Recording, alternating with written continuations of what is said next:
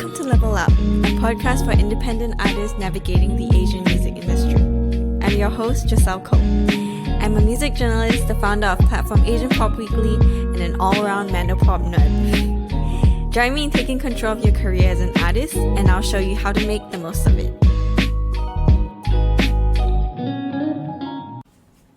Hey guys, welcome back again to our Level Up podcast.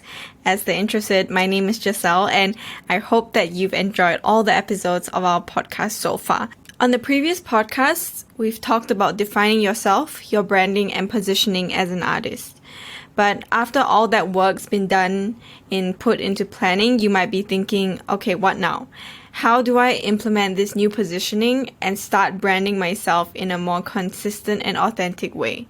So before we get into the implementation part, which is going to be the main theme of this podcast, some of you may be thinking that consistency seems like a lot of work.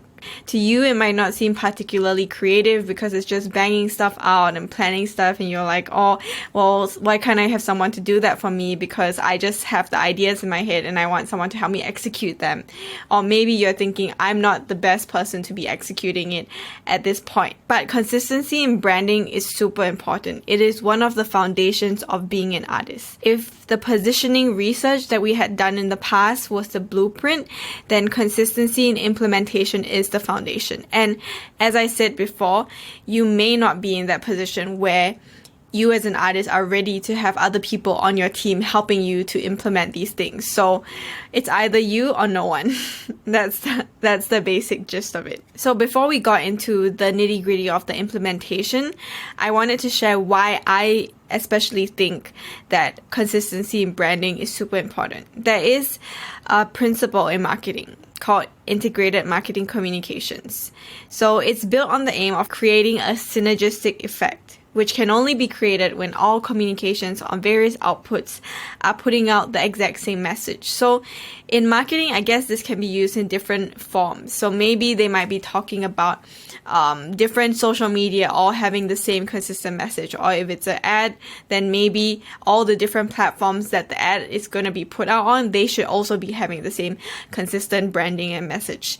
But this concept is also very relevant to music business because it's basically an industry where communication is key. You're putting out your message on various different platforms, and in some ways I feel like it might be even more hard to control than marketing because you are a living, breathing person. And you are going to be putting out your message in different ways on all these different platforms because that's what you do as creatives. You can't have the same message on all the platforms because that wouldn't be creative. So, but either way, I think that this integrated marketing communication strategy is super important. And it's something that I implemented myself, especially when I was working on Evangeline's campaign and everything that I've done so far. I always have a very particular preference for making things consistent. But back to why exactly integrated marketing communication works.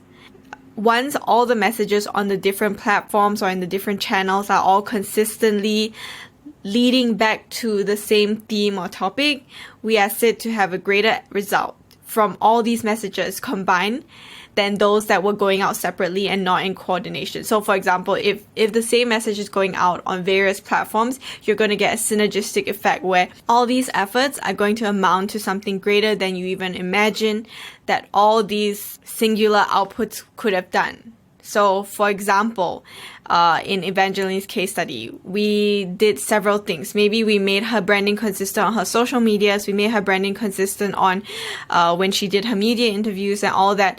But the synergistic effect of that was not just that everything was consistent on all these platforms. But at the end of the day, as Evangeline herself said, she felt like she now had a greater understanding of this direction. And she could push this branding that we created together to the next level and continue to use it and transform it at her own will on her artist journey. So that is the synergistic energy that I hope that everyone can find if they implement this well. And on the flip side, if you're putting out different and even conflicting messages about yourself as an artist or your music, then you're basically cannibalizing your own attempts to make any progress. Because if your message is different on all these platforms, it's not going to stick. For example, if your fans are going to find you on these different platforms and all the messages are different, they're not going to be able to receive it as well as if you're putting out the same exact message, or not exact, but like the same strain of thought across all these platforms.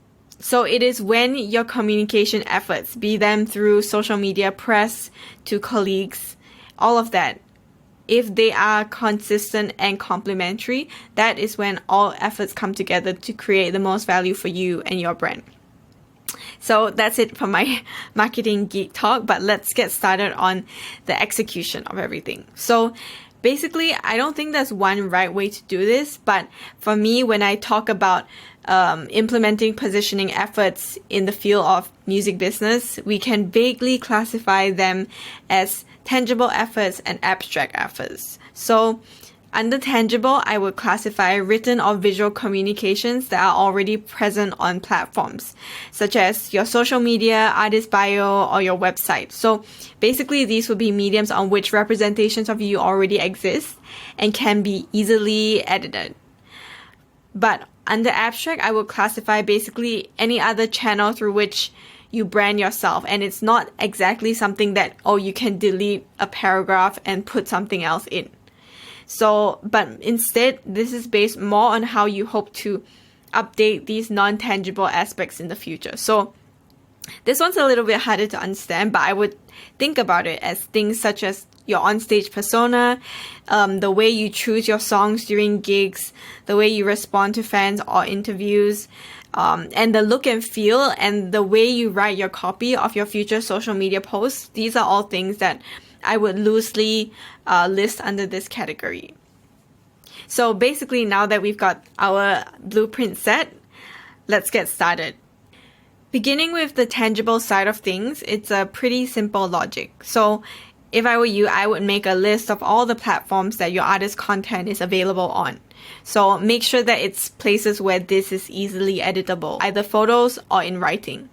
And do an audit of things that may have to be changed in light of your new positioning.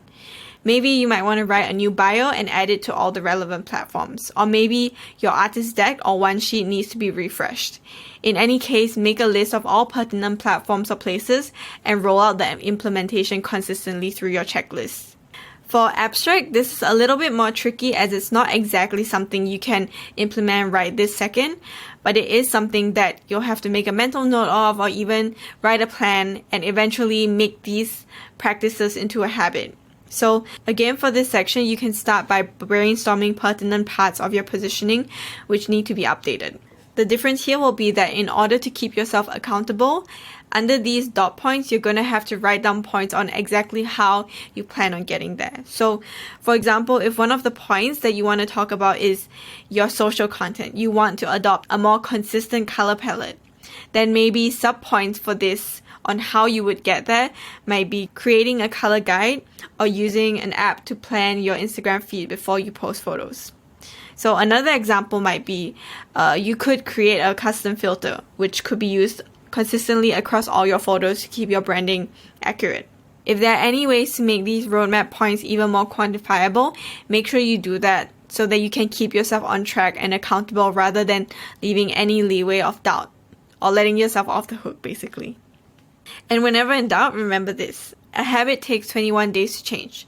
So if you're unsure about how to go about creating a roadmap for implementing certain positioning efforts, think about what you can do to push this task forward in the space of 21 days and write that down.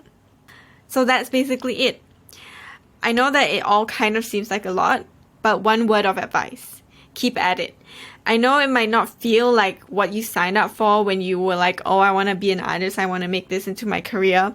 And things might seem a little more complicated than you expected, but I am sure if you keep at it, it will become second nature to you, just as it has for me as a content creator. And the fact that these simple steps are going to become second nature to you when you keep at it, while others are still muddling around, like unsure of how to take charge of their careers, that in itself will become your competitive edge. So I guess it's time for me to stop talking and time for you to start writing or planning or implementing. But before we go, I do have some freebies for you guys. To go along with this episode on implementing your positioning, we've created an implementation checklist to keep you on track. It has a more complete range of examples of tangible and abstract channels to help you along with your brainstorming and self-reflection, and also some suggested actions for the abstract channels to kick off your brainstorming process. Sign up to our mailing list to receive the worksheets, and remember that this is the last week we'll be offering these supplementary materials for free. If you'd like to continue allowing us to help you get the most out of your music business, be sure to subscribe to the Level Up tier of our Asian Pop Weekly Patreon page, where each episode's supplementary worksheets will be hosted in the future. So be sure to follow me on Asian Pop Weekly on most platforms for little tidbits and also more news on Mandarin and Asian music, and I'll see you guys in the next one. Bye! The Level Up podcast is brought to you jointly by Blossoming Bridge Creative and Asian Pop Weekly. Be sure to follow on our socials at Asian Pop Weekly, and also check out our website if you're looking for more Mandarin or Asian music content. If you like what you're hearing on this podcast, be sure to like, subscribe, and follow, and we'll see you on the next one.